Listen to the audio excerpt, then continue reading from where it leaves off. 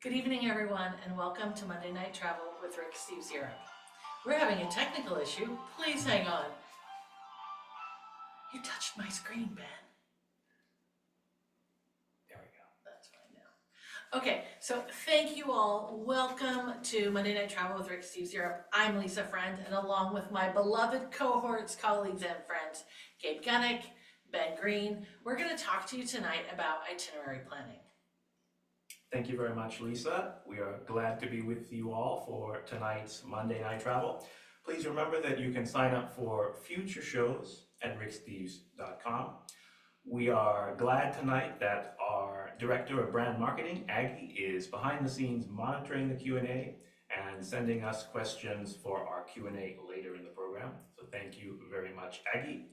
And also, in a few minutes, you will find links relevant to the program in the chat. Thank you, Ben. Yes, you all will need to wait until I stop blathering before I can post the resource links in the chat this week, but those will be there in a few minutes.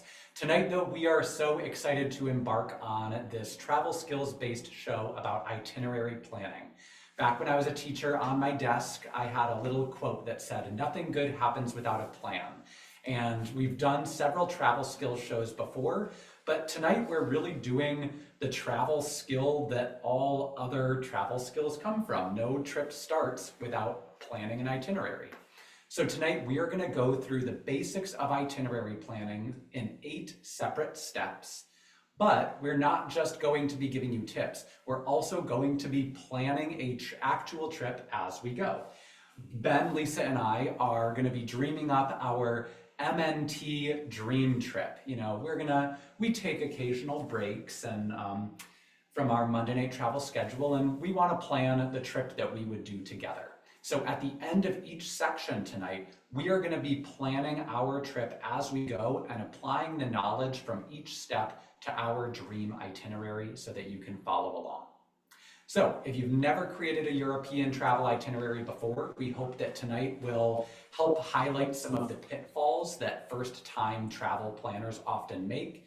And if you've planned a dozen itineraries before, we hope that this gives you some good reminders and maybe sparks ideas for your next trip. So we are going to get started, but first, Ben and Lisa, as we embark on this journey, just want to say a quick cheers. Cheers. Cheers. Cheers, Ben.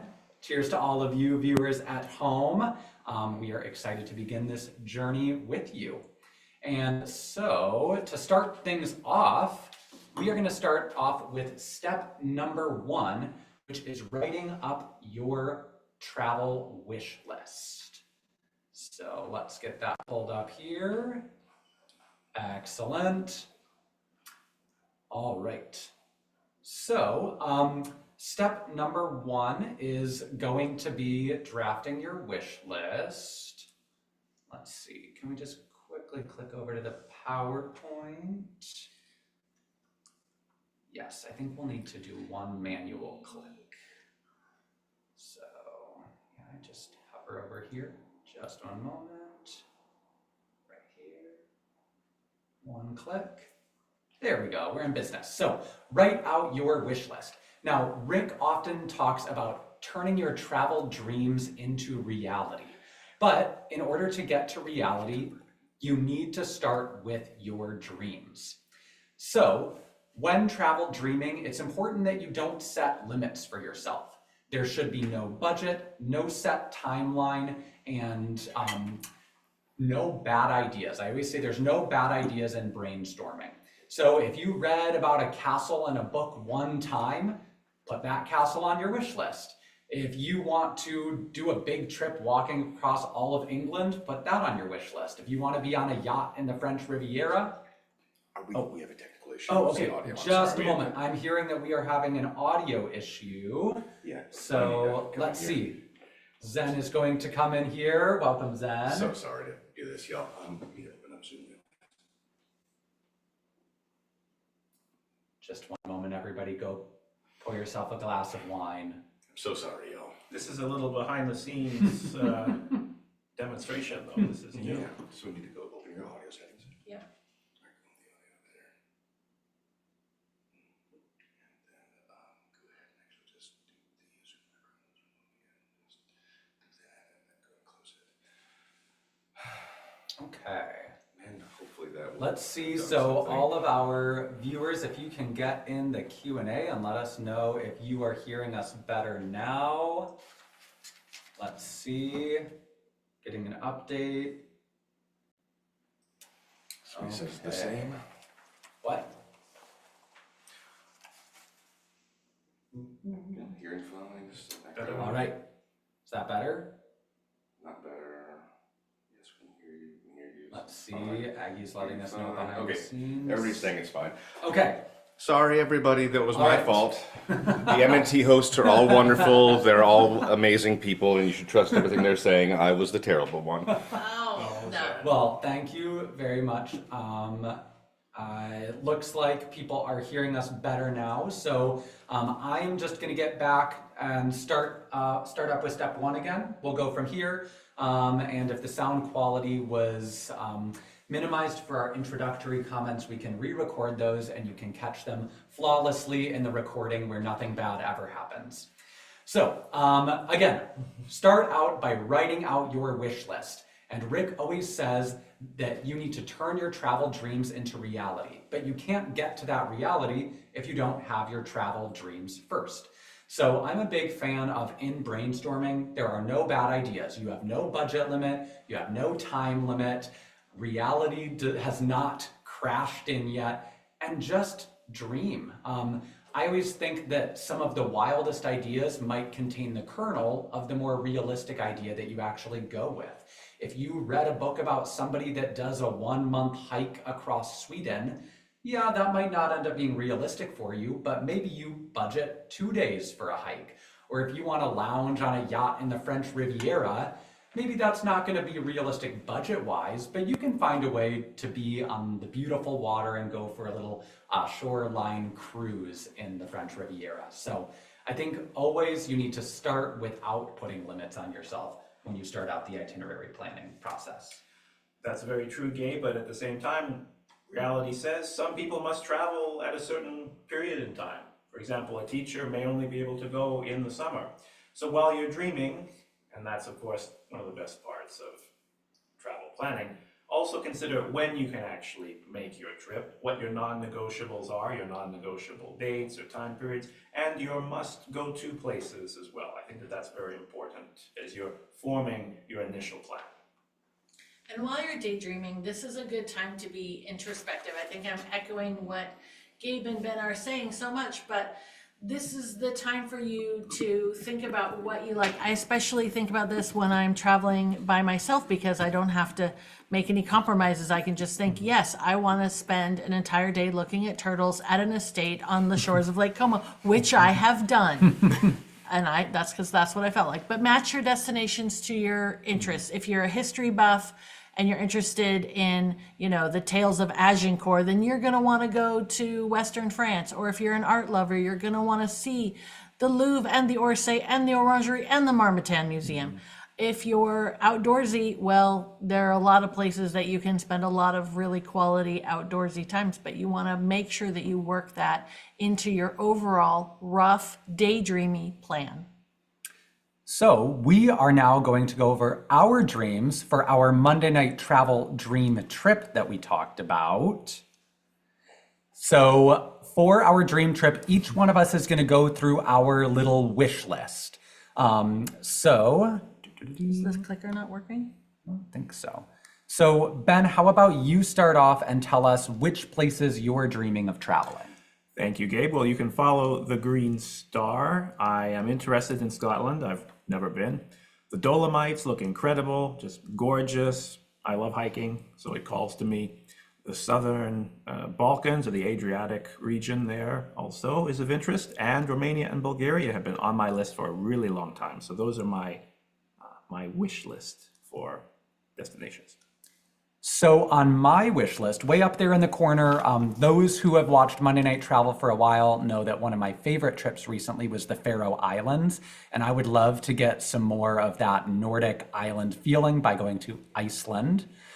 Conversely, I would love to go to the south of France. I lived in southwestern France for a while, but I've never been to Provence. I would love to go there. I've been enchanted with the idea of going to Slovenia. I love the idea of going where the Italian, Slavic, and Germanic worlds kind of collide. And then ever since reading Madeline Miller's book, Song of Achilles, I've really wanted to go to Greece.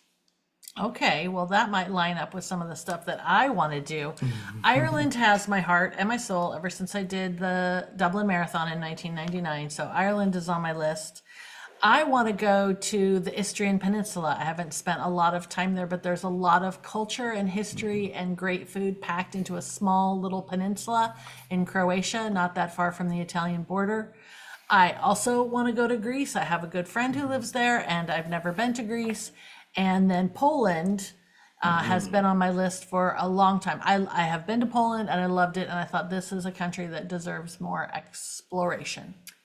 Also, now that we're brainstorming, Lisa, I'm realizing that you and I have both completed marathons, but I don't think that Ben has. We better get We might have to add a marathon to our itinerary. I'd be happy with that, in Greece, in marathon. Yeah, the Athens Classic Marathon. as long as it's not in summer. I'll do Okay. it. So you can see here, we plotted out, this is our big brainstorm map. And just looking at this, at least for me, I'm realizing it feels like we kind of have two main trips here. We have one that is kind of Scandinavia and British Isles, or maybe we could do one that's more Central and Eastern Europe. There's a lot of stars clustered over in that southeastern area. We could schedule an MNT trip in late May. That's about the time we normally have our MNT spring break, isn't it? Like Yes. Dave and Lisa. And Central Europe would be excellent at that time. Why not? Okay, so Great. we have a little bit of a plan. So we're kind of narrowing it down to Central Eastern Europe for now. Okay. All right. So I don't need that. Thank you very much. So I would like to start off with, now we've done our daydreaming and we have some rough idea, but we need to start with the first steps. So pull out a map. I'm a visual learner.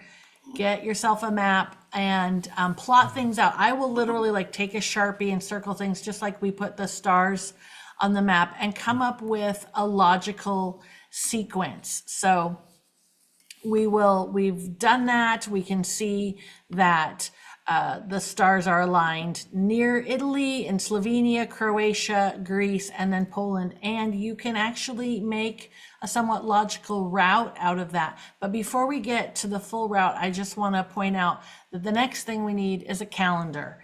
And as someone who has worked in the travel business for a long time, as we all have, the travel business likes to say that you get 7 days and 6 nights because that's how they sell you cruises and times at resorts, etc. But when you're planning your trip, it's actually the inverse. For every three nights, you get 2 full days plus whatever you get on your travel day. So just remember, 2 nights equals a full day, 3 nights equals 2 full days.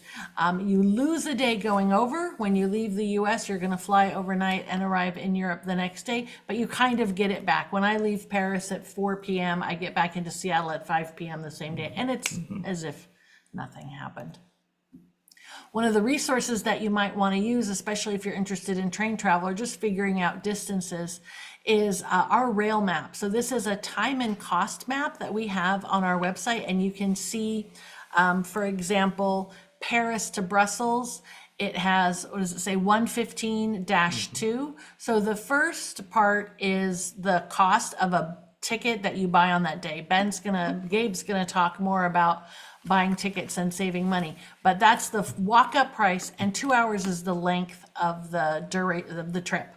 So for example, Paris to Brussels, 2 hours. But if you see Munich to Berlin, you can see that that's 5 hours. And you can rest assured when you're looking at this map that if we've put lines in between these places and figured out the times, that it's pretty much going to be a direct high-speed train. So it does give you some idea of how long it's going to take for you to get between major cities.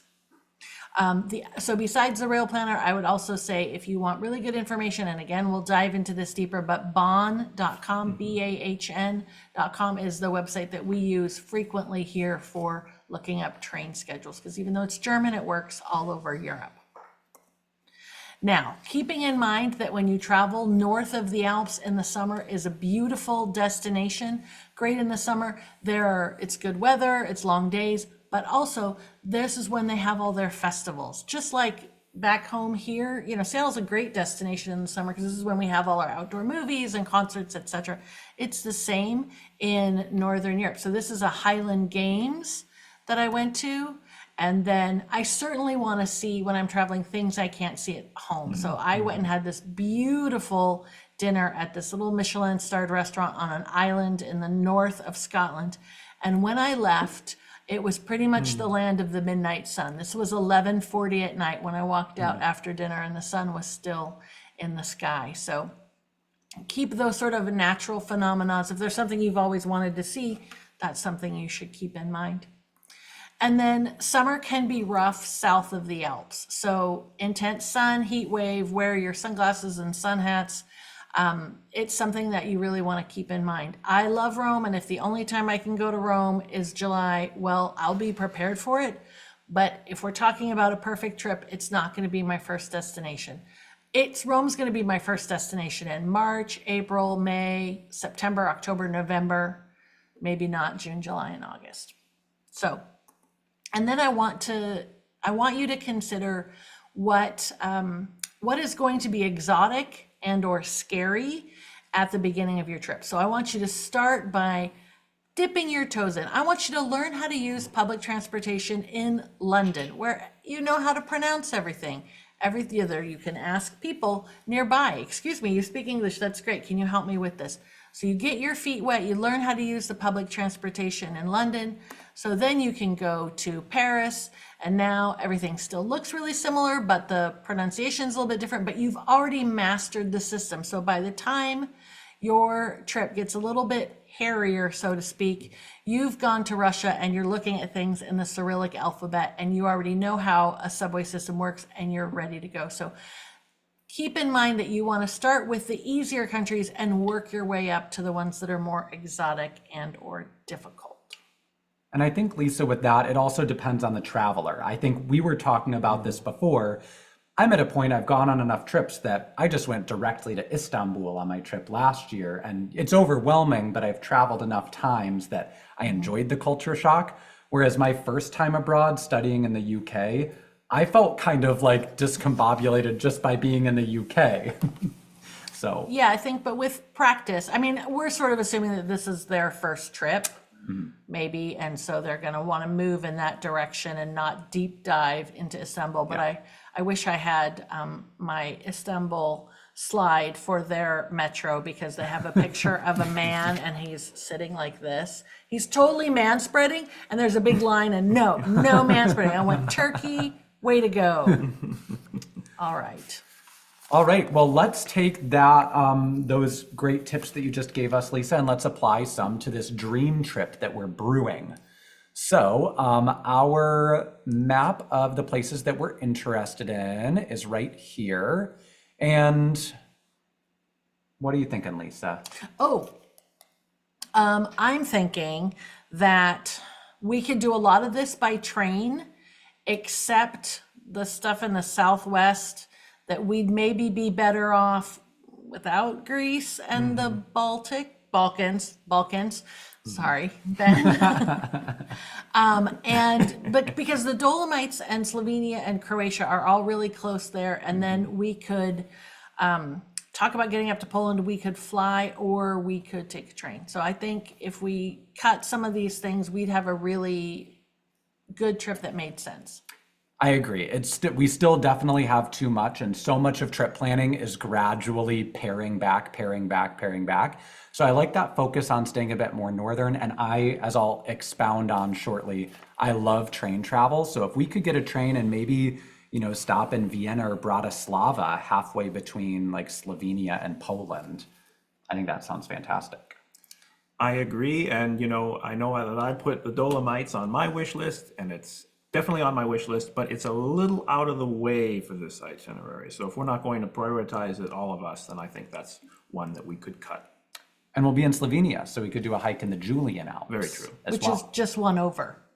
It's just, yeah. Exactly. But I think that we will get better, we'll get better flights if we fly into Venice than Ljubljana. Potentially, that is true. Okay. Well, I think we can generally kind of narrow our itinerary down a little bit, to start kind of clustered around Slovenia, Istria, and then maybe go up to Poland, but find a place to stop along the way so that we don't have a brutally long train day. Yeah, I don't do night trains at my age. Great. All right. Well, our trip is taking shape. And we will need to take flight, or at least be thinking about how we're going to take flight. So I want to you'll take a cargo ship 2 weeks across the Atlantic. Hey, I dream of that. Will you, with your research, you would decide if we were going into Venice or if we were going into Ljubljana, right? Certainly, yeah, absolutely. And that's one of the things that I was going to mention later. I'll mention it now. Oh, sorry. No, Lisa, please. There are oftentimes many airports that might work for your itinerary. For example, in Italy, right, Milan, Florence, Rome, Venice, these are not that far apart by train, and they all have reasonable connections with many major US airports. So be flexible when you're considering where you enter and exit Europe. And more on that in just a minute. So of course, flights, major factor when planning your trip. Once you have a rough route and timeline, or perhaps in coordination with planning a route and timeline, that is when you really consider where you might fly in and out of. And one of our favorite tools is skyscanner.com. This is an excellent way to search flight options. So you see here I've put Seattle to Venice, Gdansk to Seattle for estimated dates that we have in mind. And we suggest, once you found a flight you like on skyscanner.com or Google Flights or whatever other tool you like to use, Lisa, you like Kayak. I like Kayak Yeah. because I like the filters. We recommend that you then go to the airline and book directly. That's a safer bet to go that route. And also you can set up price alerts. So Google Flights, among others, has options where you can set it up so that it alerts you when there's a drop in the fare. We get a lot of questions about airlines. What's the best airline for my trip to Europe? And I would say that, well, that's a factor. And, we all have airlines that we like more than others. It's really one of several or more than several factors to consider when picking your flight. Because, for example, Iceland Air, this is routes for Iceland Air from North America to Europe, is a budget carrier and doesn't include food. They have often very seamless transfers in Reykjavik that for many cities in Europe make them among the most efficient flight options from the US. So there's pros and cons, and Skyscanner can help you, or another tool online can help you weigh those. One important consideration is the multi-city flight. Of course, we know about round trips, Seattle to London and back. You can also, in a single ticket, buy Seattle to London, Paris to Seattle. And although this can sometimes be the same price, sometimes it can be more expensive, it just depends. You can check, again, on a website like Skyscanner. This can help you not backtrack. Okay, so it can be more efficient and save you time, even if it may be a little bit more expensive. It might just be worth it. And we'll see if a multi-city flight will be best for our itinerary shortly. Now, I don't know if I've personally experienced this, but it could be a real thing, and maybe one of you two may have a comment on it. This idea that when you consistently search over and over again on the same website, it tracks you and raises the prices for you when you're considering your airfare. Have you ever encountered this? Do you think it's real? I believe this to be true. Well, one solution is going incognito or private browsing. So you see on the left how it looks for a Mac, on the Apple, and on the right how it looks for Google Chrome. You just go to the three dots in the upper right and then click New Incognito Window, and that prevents the website from tracking your search history so that this supposed flight increase doesn't happen when you're searching for flights. So keep that in mind.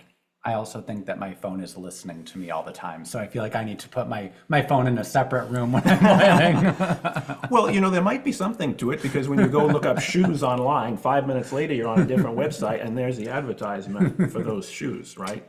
I really screwed up the algorithm when I was doing travel consulting because I'd be searching for flights all day long to different places. So I just really blew it out of the water.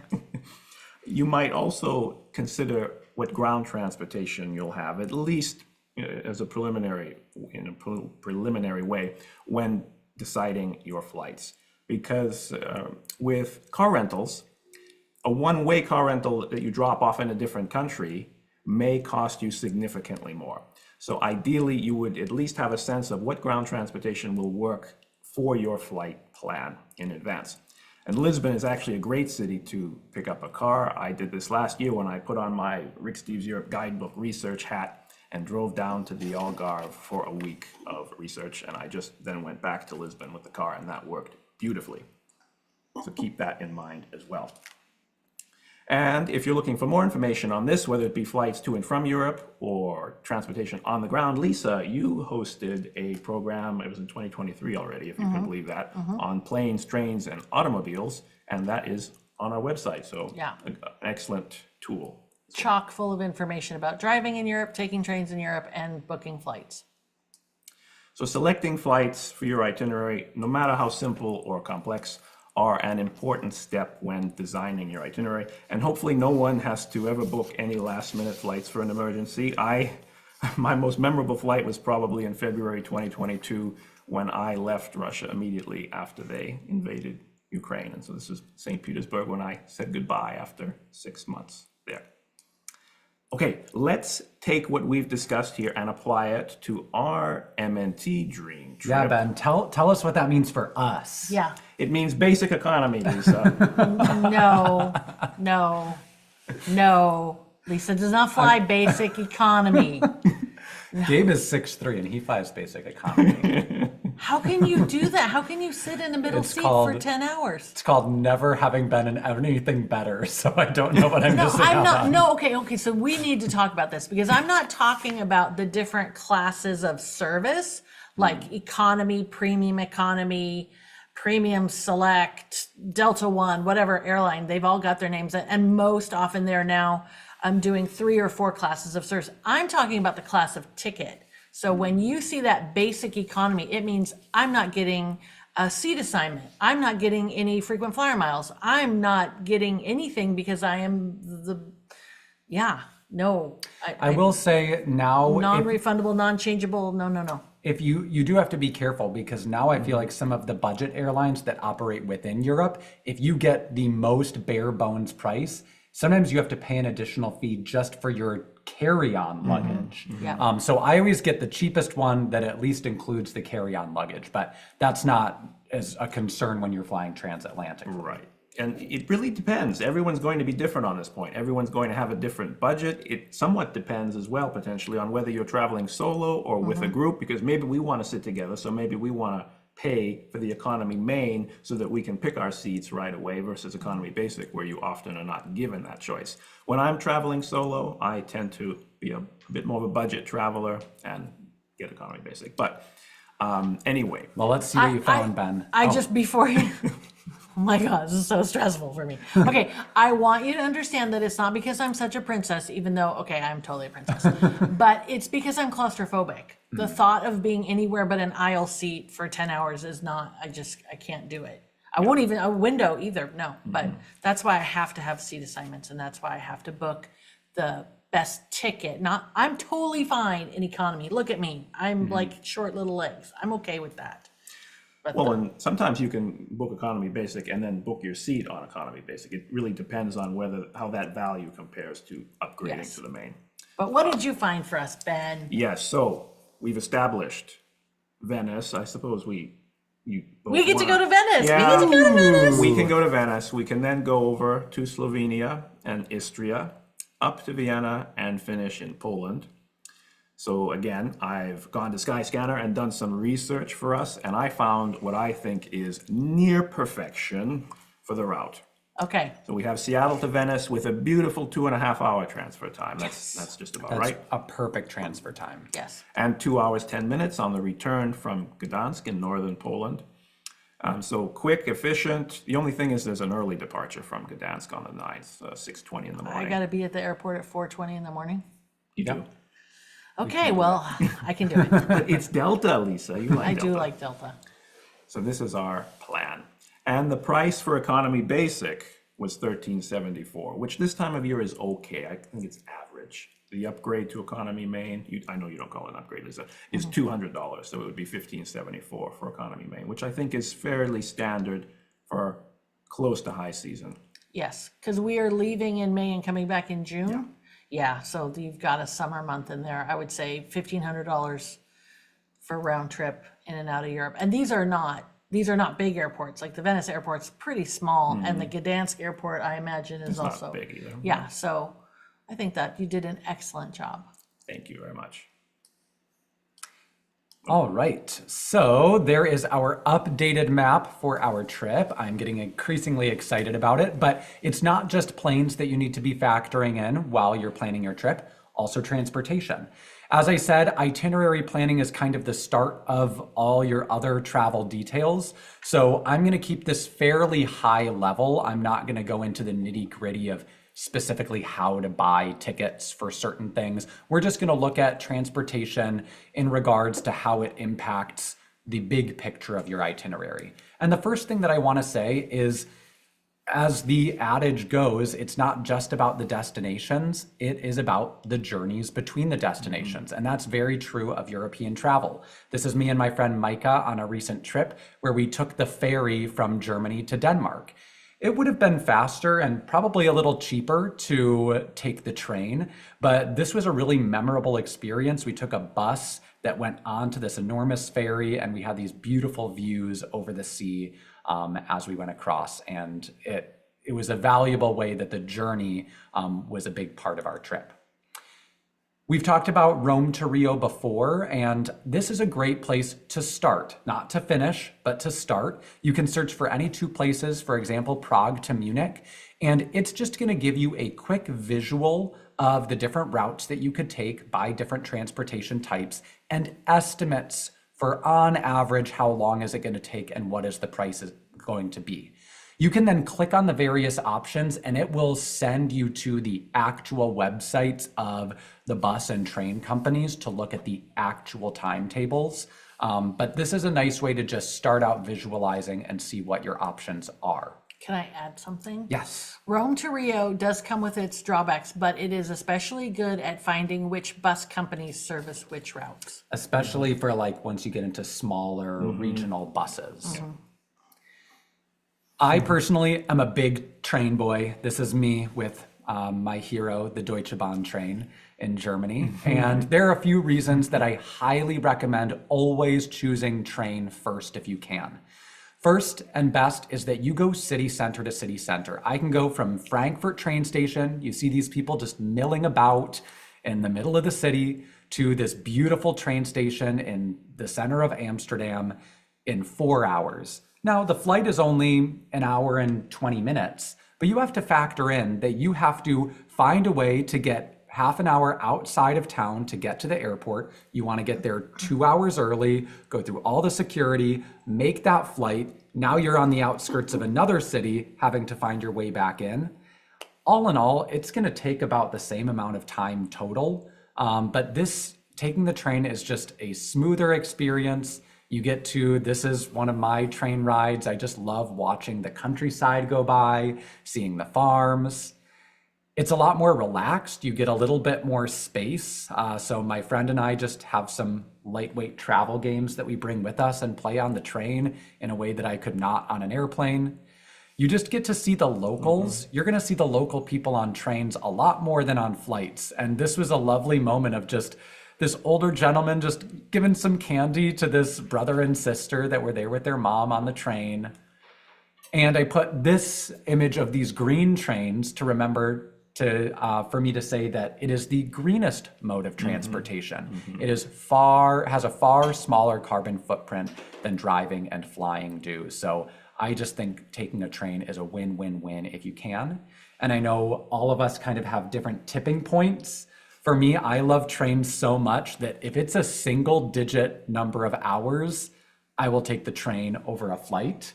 But I know that some people have lower tipping points. My tipping point is still pretty high. If Yeah. it's 6 hours or less on a direct train, I am 100% going to take the train all the time. I was gonna, before we ask Ben what his tipping point is, I was also gonna say that you did not say that you will also have to repack all your liquids if you want to get on an airplane, and that will drive me nuts. So there's a reason to take the train right there. Serious inconveniences, for sure. I would say 7 hours is probably mine. Yeah, between the two of you.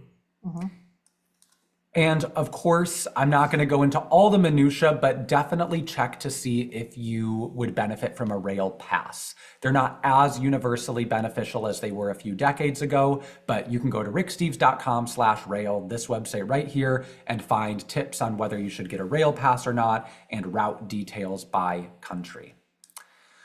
Also, I highly recommend on travel days, make sure that you book some flexible travel. So this was me after I landed in Frankfurt a couple summers ago, and I had to immediately connect to a train.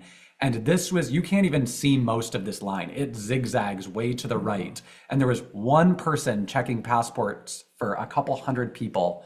And I ended up needing to actually like power walk a full mile from the airport to my train. That's me power walking.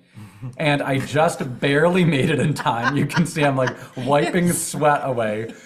And I rushed because I really wanted to make that train for convenience, but I was also smart, a rare example of me being smart.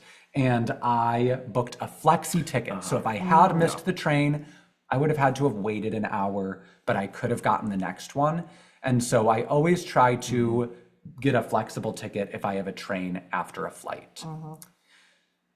Briefly, car rentals are especially a good option if you're going to smaller towns and countryside. So this is the Faroe Islands. We really needed to get a car. A few very quick tips, and again, you can find a lot more information in that transportation travel skills class. But make sure that you're dropping your car off in the same country you pick it up in. If you drop off in different countries, there are sometimes exorbitant fees that go along with that. So you want to avoid that at all costs. Always get a collision damage waiver.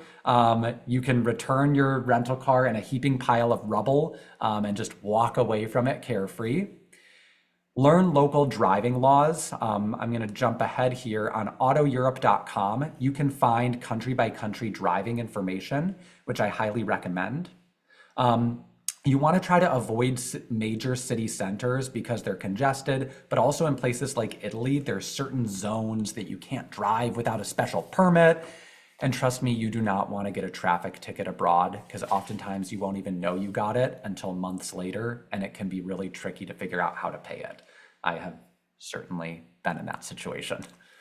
But be careful. This is, make sure that you research the driving laws. This was me and my friend driving in the Faroe Islands, going into a 1-lane tunnel. So also just make sure that you have the guts for driving in certain areas, because we were very grateful there wasn't another car coming towards us. That's not a short tunnel. It's not a short tunnel. You can't see the other side. It looks like a cave. Last notes, don't forget about buses. While it is not my preferred method of transportation, in some countries like Spain, they have a few good high-speed rail lines, but I studied in a less populous region of Spain, and they had much better bus lines than rail lines. And of course, if you can get on a ferry, I highly recommend it. Get on a ferry. So we were talking about buses earlier because I said, I'm not taking a bus. Because we already know that I'm claustrophobic. And Ben's like, some of those buses are cheap enough that you can just buy the ticket. You can just buy an extra ticket and have the seat next to you empty. Because I don't really want to be sitting next to a stranger for 5 hours. I'll let you sit in the aisle seat, Lisa. You just have to let me put my head on your shoulder. I would take a train or bus. I would take a bus with you. It's more because I travel a lot by myself, and so. Well, we may be able to avoid buses entirely for our trip. We'll see. We shall see. Well, let's get to that now. So here's our dream trip. Looking at transportation, I do wonder if we might need to take one bus. We might. No. We can go No. with from Venice. We can go with the Go Opti, right, Lisa? Yeah, so there's a shuttle company called Go Opti, GOOPTI, and you can do it with it's a minivan or van, and you can do it where you share with the other people, so it's just like a car driver. But their website is very easy to deal with. You just put in the drop downs and say, I want you to pick me up at the Venice parking lot, and I want you to drop me off in downtown Ljubljana or Lake Bled or where have you. So Go Opti shuttle would be my first choice for getting us to Slovenia because it's way better than the train, which doesn't particularly work very well. And then I'm guessing, is there any part that we're going to want a car rental for this? I'm seeing a lot of major cities in the second half. Yes, well, Istria is it's recommended to have a car at least. There are some buses, but these are very small towns. A car is the way to go. And we can easily pick one up in Ljubljana, go to Istria for a few nights, and then return to Ljubljana with the car. And that's fine, it's fine for us to go into Croatia, just so long as we're returning it back where we picked it up in Slovenia. Yes, there should be no drop-off fees for that. And then from there, it's just trains, right? Yes, Poland will be fine by Unless you train. wanna fly, because it's really far from Ljubljana to, I think Well, but that's why we're stopping in Vienna. oh, did they know we were stopping in Vienna? I Oh. didn't You think we mentioned- had you told them mentioned yet. it You did, briefly. okay. Yeah, we made the decision to stop in Vienna so we wouldn't have a brutally long train And trip, Lisa, you have the lowest tipping point between train and flight. which still is not low. It's not low. 6 hours, come on. And all of our trips are below the tipping point, I believe. Well, I did mark the Venice to Ljubljana as a bus, but we'll know it's a shuttle. Yeah. It's a shuttle. All right, well, this trip is shaping up looking great to me. We are going to move on to making a rough itinerary. So now we're going to start assigning specific dates to this. I showed this image. This is from our tours webpage, and all of our tours have one of these itineraries that I just think are a great example of a nice, good visual for an itinerary showing our route, how many nights we're going to spend in each place.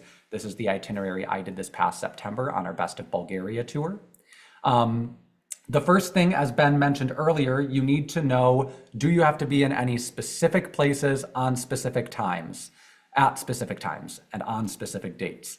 So this was my 2019 trip to Germany, and I had two very specific dates. I was running the Berlin Marathon, and I was going with some friends to Oktoberfest. So you want to start with those and plan the rest of your trip around it. Also, I enjoyed my alcohol-full beer in the warm tent much more than my alcohol-free beer after the race after running 25 miles. But how German that they give you a beer after doing I a marathon, know. even if it's alcohol-free. Lovely. I know, very German because it's also responsible. Yeah, because you don't want to be even more dehydrated, right, after true. running that long. I want to forget at the end of a marathon. So another thing, Lisa mentioned this, but it bears repeating. You need to remember, and it's so easy to forget, that when you're looking at the number of full days you have in a place, that is the number of nights minus one. So you might think, oh, 2 nights in a place, that sounds like enough. But you're really just having 1 full day in that place with travel days on either end. So as an example, I'm again borrowing some of our tour itineraries, but our Barcelona and Madrid tour, there's 3 nights in Barcelona, that's 2 full days. 4 nights in Madrid, that's 3 full days, though one of them is a day trip to Toledo. I also want to say, even if you're traveling independently, I often recommend to people to look at our tour itineraries as inspiration. That said, word of caution, you will not get the same amount of efficiency by yourself. It just is simply not possible because on our tours, you are on a bus with our group that takes you from exactly one place you want to go to another place you want to go. You have a guide that's showing you around so you don't have to spend time figuring out the city or making some of the mistakes you might make on your own. So these are great inspiration, but you'll want to add a couple nights. That Ireland tour would be very fast paced by yourself. You're really only spending 2 or sometimes just 1 night. Even just the parking of your car, because if you're going to do this Ireland one, you're probably doing it by car. A tour bus drops you right where you need to be, as you said, but if you're driving, you've got to figure out where to park, how to pay to park. I mean, that takes time. Yep. So nothing against anybody's travel abilities. It's just when you're by yourself, it takes a little bit longer. And also, I always say, do not schedule. I'm a big fan of, I almost never schedule a time-sensitive thing on a travel day. That's me again rushing to the train thinking, I'm so glad I didn't schedule anything inflexible today. Because if on that same trip, I love trains, but there was a tree down on the train tracks. I'm so glad I didn't have a tour booked for that evening. So I really only book time-specific things on those full days that I'm in cities, not on my travel days. Can I add something? Of course. I have a rule where I always have to be sleeping in the town I'm going to fly out of the night before for the same reason. I absolutely have the same rule. Yeah, great point. yeah. Maybe in Switzerland you can make a slight exception if you're not too far away because those trains are so reliable. But in general, it's the right thing to do.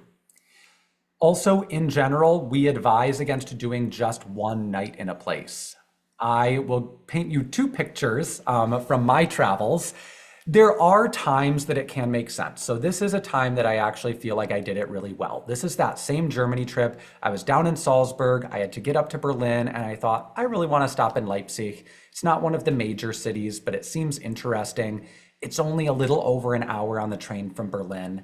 I can do that in one night. And that ended up being really comfortable. It can be a little inconvenient to just spend one night in a hotel. But other than that, you can see I was very happy with my choices in Leipzig for one night. I was not so happy when I was 25 years old and trying to travel extra cheap and took an overnight bus from a small town in Spain to Porto, got to Porto at 6 a.m., spent the day in Porto and one night, then woke up at 3 a.m. to catch an early flight from Porto to the Netherlands to get on a train to rural Netherlands to visit my family. Wow. That was not a good one night stay. And you can see that was me July 16 at 2:35 a.m. and July 17 at 5:55.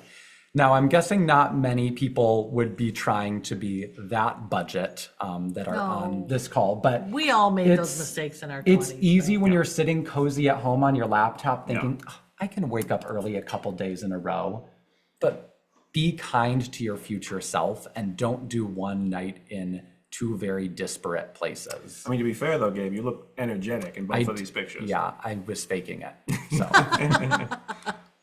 All right, and just a couple more quick notes. Plan a vacation from your vacation. This was my first trip in mainland Europe and continental Europe. My friend and I had 3.5 brutal weeks of sightseeing, seeing every site in the Rick Steves book, which is great, but you can only sustain that rate for so long. So we had one day, it was actually kind of chilly, but we were determined to have a beach day in Villefranche.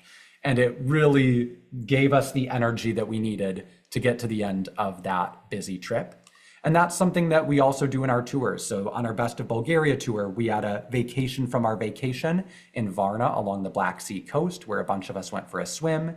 On the Best of Switzerland tour, we had a vacation from your vacation day in the Lauterbrunnen Valley to just hike. And I recommend even planning your own trip. Give yourself one of those vacation from your vacation days in the middle. And the last thing I'll say is assume you'll go back. You might not go back to every place that you go, but you cannot see every single thing in a place. And so if you assume you'll go back, you can be happy about the things that you did see instead of worrying about all those things that you didn't. So York is my favorite place that I do go back to. But I say, even if you're not gonna go back, probably just lie to yourself. So. Yeah. All right, in terms of our trip, Ben drafted this itinerary for us on a calendar. And if we look at what that looks like on our map, we add in the various number of nights. And Okay, is it worth spending a night in Venice? Is it really? Absolutely. Venice is Yes. amazing at night. If you told me I could never go to Venice at 9 o'clock at night again, I would cry. If you told me I didn't have to go to Venice at high noon, I'd be okay. But if we get there, what was it, 4, 5 o'clock, take a boat, it's gonna take us about an hour to get in from the airport. We can have dinner. I'll have a nice place lined up. We can stroll around till 10 o'clock at night, work off our jet lag, then we can get up. And then because we're gonna have jet lag, we're all gonna be up at 4 in the morning anyway, and we can go to the Rialto Fish Market and cruise around, and then we can check out of our hotel and meet our Go Opti shuttle around 11. Well, that was very convincing. we've all been to Venice before, right? Yes. So I think this is an example of a thoughtful one night in a place. Like, we know it's not enough time to see everything, but we've also been there before and seen a lot of the major sites. So we're making an intentional decision to just luxuriate in the floodlit Venice evening and Gonna have a nighttime. spritz, Drinking an Aperol, Aperol spritz. Yeah. I thought that I was going to object to this, but I'm okay with it. When the moon hits your eye like a big pizza pie, that's Venezia. That's Venezia. But we have to think about the next stop. So we're going to Slovenia because Gabe wanted to. And we have the choice of Ljubljana, the capital city, or Lake Bled, which is just 30, 45 minutes away, which is a charming little town on a lake. So we need to think about where we would rather sleep that night. I would vote for Ljubljana. I think it's more centrally located for picking up the rental car, easy buses to get to Lake Bled. And I just think that in the evening, there'll be more for us to do as well, the three of us. Yeah. I have to agree. If I were maybe with my family or my husband, I might go with Lake Bled because it's smaller and a little bit more romantic.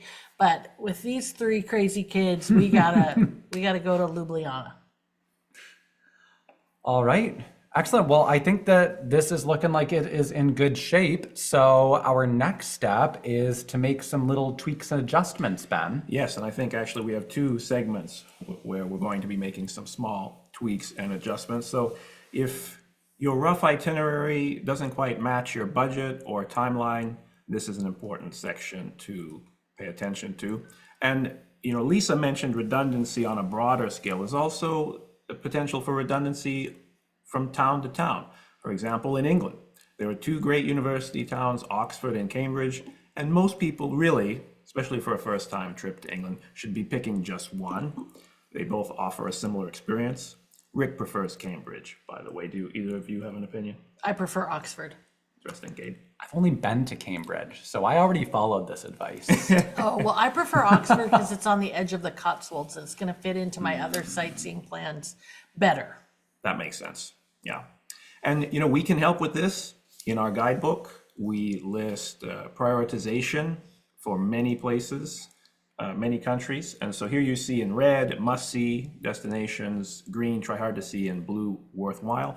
This is just a general plan. Of course, you may have your particular interests, as Lisa discussed at the outset of this presentation, that will draw you elsewhere. But our goal here is for a first or second time sightseer to help you prioritize. I think that's one of the best things about our products is it's hard opinions. Yeah, that's right. We do a great job with that in the books.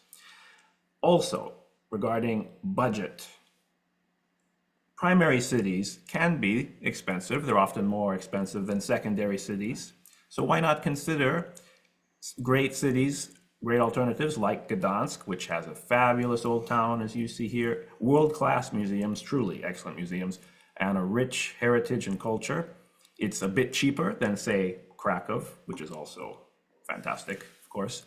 So consider second cities when you're planning your trip. And we actually recently hosted a show on second cities in Europe that you can find at ricksteves.com/MNT as well. And further fine tuning. Okay, in my experience, many North Americans, when planning a trip, simply try to do too much. I think that's more common than trying to do too little. And so here's an example on the left of writing out the number of days you have in each place and saying, okay, that's too many, what can I cut? And oftentimes you can pare back the number of destinations or even potentially the number of days you spend in a place to fit your timeline and budget. So Paris, this itinerary started with 5 days. That's quite a bit for Paris. I mean, there's plenty to do, but you could easily cut that back to 4 and still have a fantastic visit to the city. So don't do too much. So let's take that mindset to our trip. Yeah, I think it was Coco Chanel, the designer, right? That said, like, before you leave, always take one thing off before you walk Put out the on door. all your jewelry and take off one piece before you leave. So I feel like looking at our itinerary, Ben, hearing you enthuse about Gdansk, I'm wondering if that day trip to Torun, which is that one night stop in Poland, if that might be the thing we need to take off before walking out the door and heading to the airport. I think that that's a wise idea, Gabe, particularly because we're leaving Gdansk so early that final morning. It's going to be no time in Gdansk that day. So let's do it. Okay, great. So I think that'll be our little tweak for our itinerary. And I love that we're going to get to spend more time in Gdansk. So now it's really coming together, nearly finalized. All right. But now we must fine tune. This is where I get super excited about this stuff because I love to get lost in the details. So You want to think about how much time do you need for a site? How much do you need to book it in advance? So I have a picture of Versailles here that I took myself in February of last year. So you might think, oh, this is pretty crowded. No, Versailles is crowded when you can't move without touching someone. This was a medium day, but you need to know that you need to book it in advance. You need to know that it's going to take you 35 minutes to get there from downtown Paris on a train. And you need to know that that it's closed one day a week. That the time of year that you go matters and the time of the week matters. And I'll tell you why, because if you go in the off season, like my sweet daughter Nora is here, we are in the gardens. Now in the summer, they have the gardens open, they have the fountains going, and you actually pay more on Saturdays and Sundays because of the gardens. In the winter, the gardens are asleep, but you can still go out to the little chateaus, the Petit Hameau and the, I can't think of the names right now, but the little chateau and the bigger little chateau. So you want to keep that in mind, because Versailles, the actual palace itself, you can get done with that in 3 hours or less. But then if you want to go to these other little palaces, that's what's going to start costing you quite a bit time-wise. And I would highly recommend going out here to the Hameau where Marie Antoinette played with her perfumed sheep, because it's quite charming. Also, you want to really do your due diligence when it comes to museum times. So probably you all know that you need to book the Louvre ahead of time, but did you know that the Louvre is open late on Friday nights? And if you go an hour and a half before the museum closes, you can stand in front of Mona Lisa without everybody behind you, or in front of you. I guess that's more important, in front of you.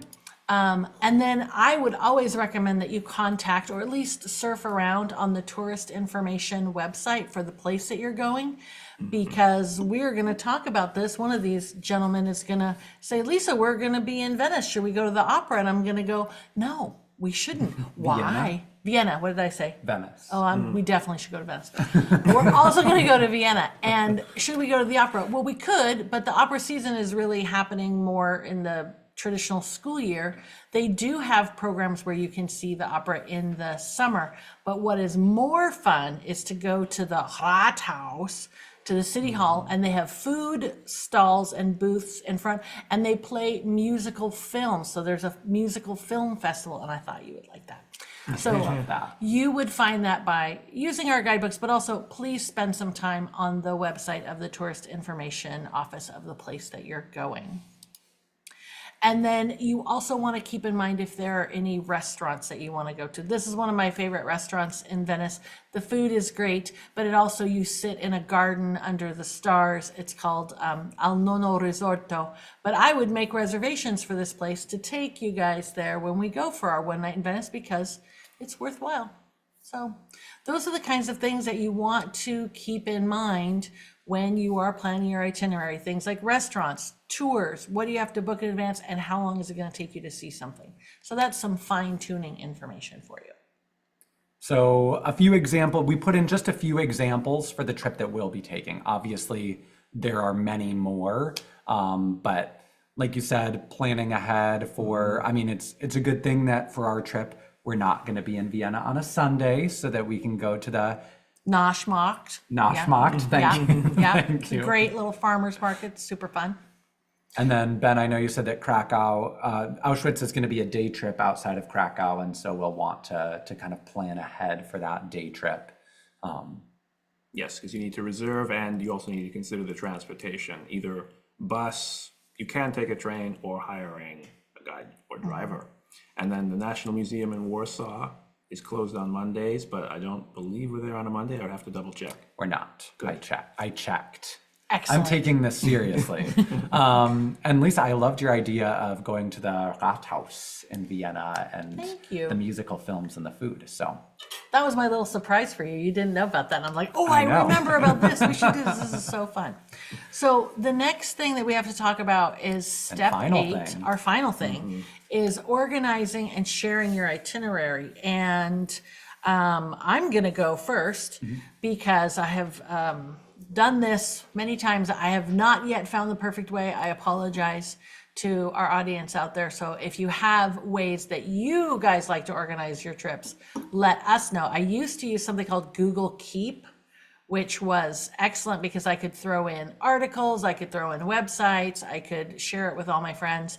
I do a group chat, like a WhatsApp group that I will label with the name of our trip.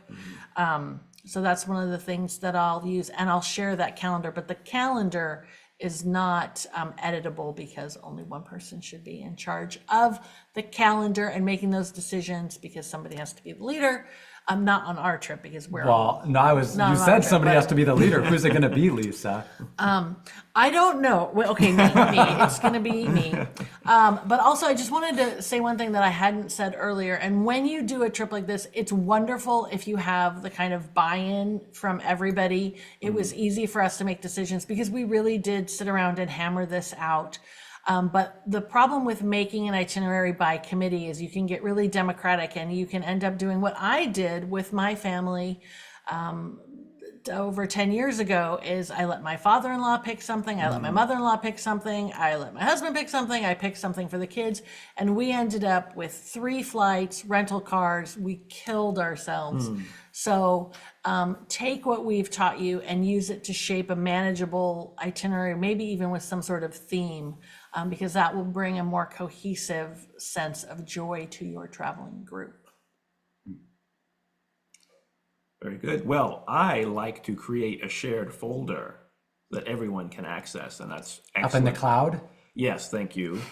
Could be Google Drive, could be any number of places in the cloud, Gabe. So this is just an excellent way to store tickets, notes, etc., and then everyone can access and add their own. Because maybe, what would we do? Would we divvy up, like, should I buy Poland train tickets because I'm most familiar with them, and Lisa, you handle Venice and Slovenia, and we all want to be able to share these reservations that we've made, and a shared folder is an easy way to do that.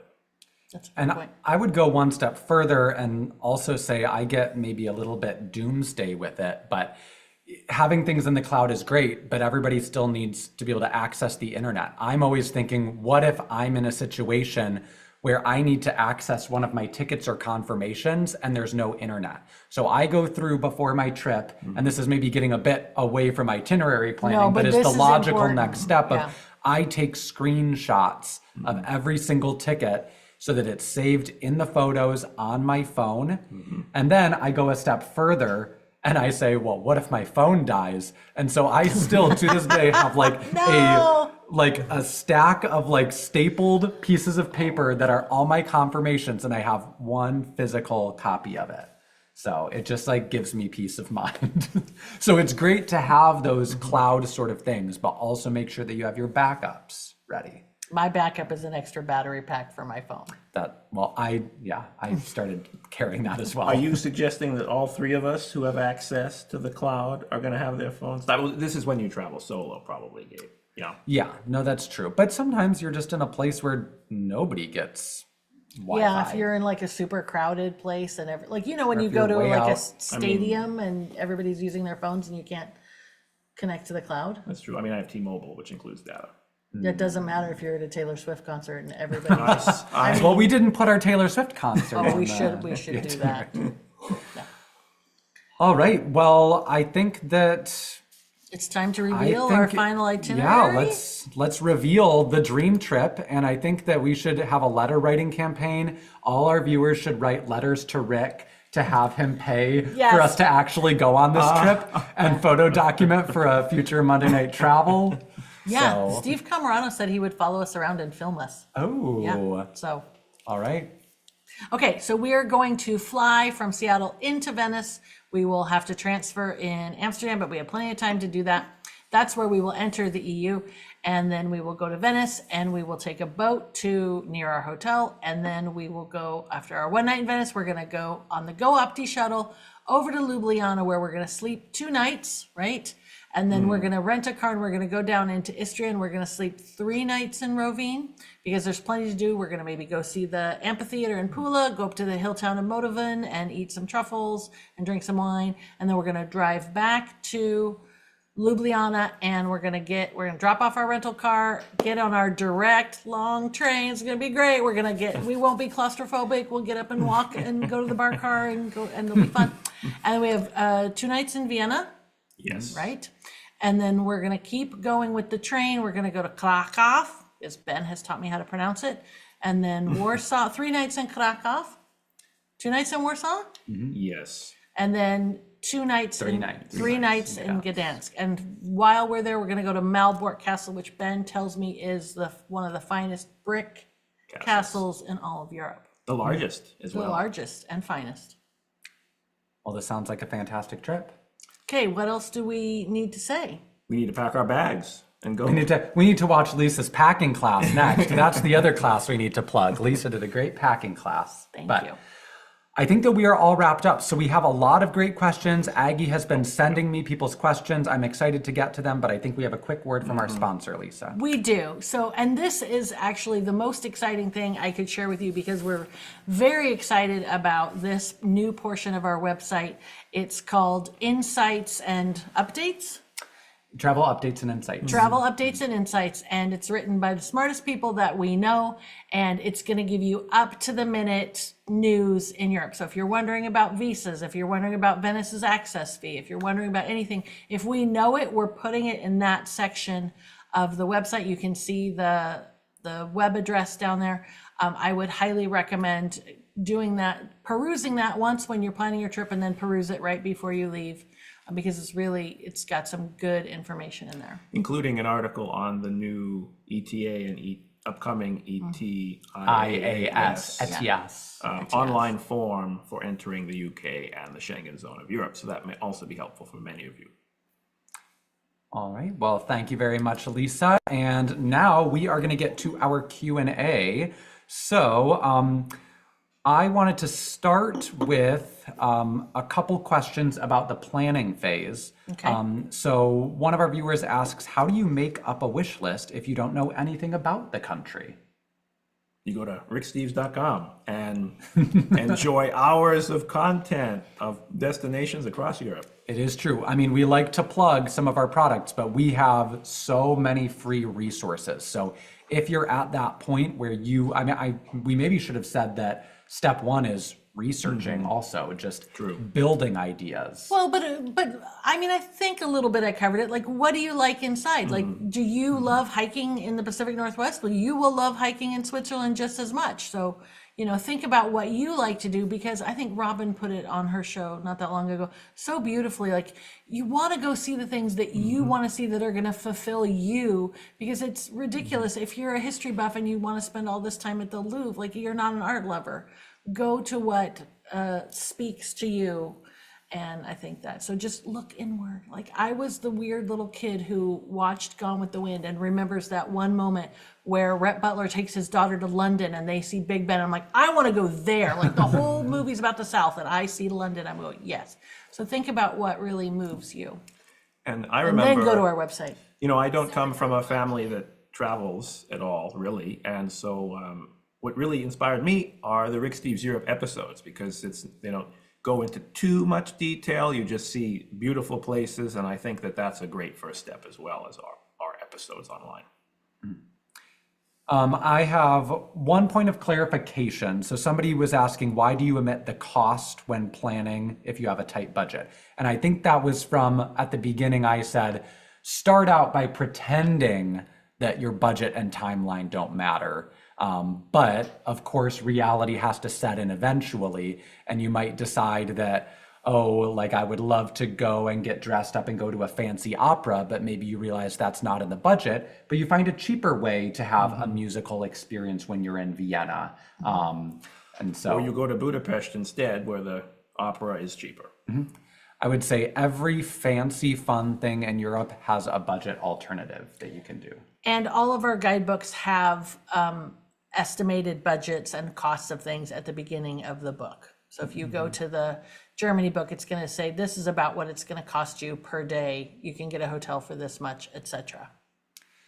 Another question that I think is a really important one in the early stages of itinerary planning is one of our viewers asks, how do you know how much time you need for each thing in a city you aren't familiar with. So how do you kind of budget your time when you're not familiar with the locations? You have to get familiar with the location. That's what I mean when I said that about Versailles. If you read the information about Versailles or look it up online, you realize, okay, the palace is going to take you 3 hours, but are you going to want to go out to the grounds? And if so, that's going to cost you another 2 to 3 hours. So you have to do the research for that. But most people don't spend more than 4 hours in any one museum. Realistically, yes, you could spend all day at the Louvre, but realistically, you're not going to. I would say a half a day for any major museum is a good rule of thumb. Also, I mean, this is where I will plug one of our products that you can purchase, but our guidebooks. I mean, when I was on that first three-week trip in Europe with my friend when I was 20, we just had the Rick Steves Europe guidebook. And I think that was an amazing trip. Will I look back on it as one of my favorite trips of all time? Probably not, because I was still learning my own travel style. And so now I'm at a point where the guidebook is super helpful, but I also know myself and I know, oh, I can't do that long in a history museum, but you put me in an art museum and I can go maybe longer than what's recommended. And so using a guidebook, I think Rick and our guidebook researchers do a great job, both of telling you how long to spend in a various city, but even how long to budget for various sites. And then you can tweak based on your knowledge of yourself. And if for some reason you don't have the Rick Steves guidebook for that place, you could go to the Rick Steves Audio Europe app and see the information in there. But I want to ask you this question because he just told me something. Did you start out as a Rick Steves guidebook user before you ever worked here? Yes, I referenced the Poland section of the then Eastern Europe book when I studied abroad. Yeah. And you started out as, we yeah. all started out as guidebook users before we ever came to work here. Yeah, for quite a few years. All right. Oh, I also wanted to say one other thing. When determining how long to spend like in each city, I have a pet peeve and I understand it, but my pet peeve is when people say like, oh, how many days is Vienna worth? Right? Like, and I get what people mean, but I'm always like, well, for some, it depends on you. For some people, like it's worth living their entire life there, you know? Or I remember vividly going to Leeds, England, where for me, Leeds, England was not really worth a single day. I'm sorry, people with connections to Leeds, but like the biggest site there is this 7-story armory with all this weaponry, which is not for me, but my friend I was traveling with, he could have like gone there for 2 days to work his way methodically through. So I think another example that you need to know your own interests. And the good news is that you can use your interests from this side of the Atlantic when planning your travels on the other side. Good point. All right, quick question for you, Lisa. Can you reiterate what is that name of your favorite restaurant in Venice that you mentioned? Al Nono Risorto, A-L, next word, N-O-N-O, next word, R-I-S-O-R-T-O, Al Nono Risorto. El Nono Risorto. I will add that to the follow-up email that with the links that will be going out in 24 hours. Okay. Remind me afterwards and we'll add it. If I type it into the chat right now, will that Oh, help you yeah. remember? Lisa will also post it in the chat right now. All right, we have time for just a couple more questions. Let's see, well, this is getting a little bit away from itinerary planning, but Lisa, I'm gonna put you on the spot, or Ben, you as well, but on the topic of restaurants, if people don't know their way around in a city, and maybe if they don't have the guidebook, what are some good tips for finding a great restaurant while you're traveling? I have asked the hotel, and if it's one of our recommended hotels in particular, they tend to have some good ideas, I would say. Yeah, I have to say, I will be a little bit more fussy. I won't go on Yelp, but Eater will sometimes have some good information. I will ask at the front desk, although I think you're right that our hotels do a good job of sending you to restaurants, but yeah, so the guidebook is a good choice. Eater is a good choice. And I'll often ask like security guards and people in museums Because, where do you go for lunch? So, is that? Yeah, Yeah. I think that's fantastic.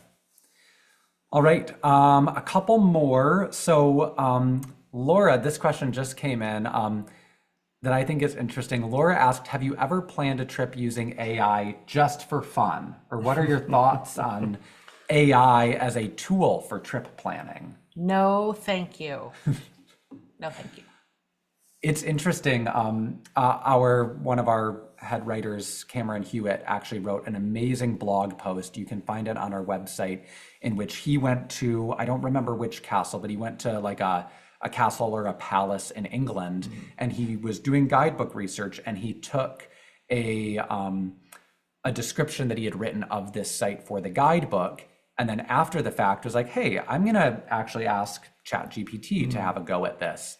And he said it was interesting because ChatGPT did a good job, and he even gave it a few prompts, but there are just little things that like you can only know if you are physically there on the ground. Like AI gave one spot for parking that was an option, but Cameron knew that there was a far better option if you parked in the smaller lot on the side. And I think there were a couple things. AI scrapes internet or content from the internet. It had an outdated price for the site because it just maybe finds a price that was listed on somebody's blog. And lastly, he said it was interesting because no matter how much he coached it, so much of what's online is promotional. And so the tone of the description couldn't help but be trying to sell you on the site, when the job of a good guidebook writer is just to inform you about the site and let you make a decision of if you would like to go to that site or not. So I think that certainly I use AI sometimes just as a way to help me with brainstorming, but I wouldn't really use it once I get to the point of decision making, personally. That sounds reasonable to me. I am just like, no, thank you. No. I have spent years as a travel consultant honing my knowledge, and so it's like, no, thank you. All right. Well, I have one final question. Good, because wash that taste out of my mouth. That AI. My taste. final question is, looking at our dream trip, which experience are you most excited for? Oh, that's an excellent question. So go ahead, Lisa. Okay, I'm gonna say two things. I'm gonna say I'm really excited for Ben to sort of take the reins and teach us all about the country that he loves the most, Poland. But also I'm kind of excited about 2 nights in Vienna because it's kind of like a surprise. None of us are going in with a lot of preconceived notions. We've all been there before, right? No, I haven't. Oh, okay. Well, we've been there before, but it'll just be fun to have something just like sort of new and exciting for the three of us to discover together. I would actually build on that, Lisa, and say, I mean, I'm so excited for all the new places I put on there, but the more you talk about Venice, I'm so excited for the idea of that first night, just being together in Venice, the excitement at the start of a trip.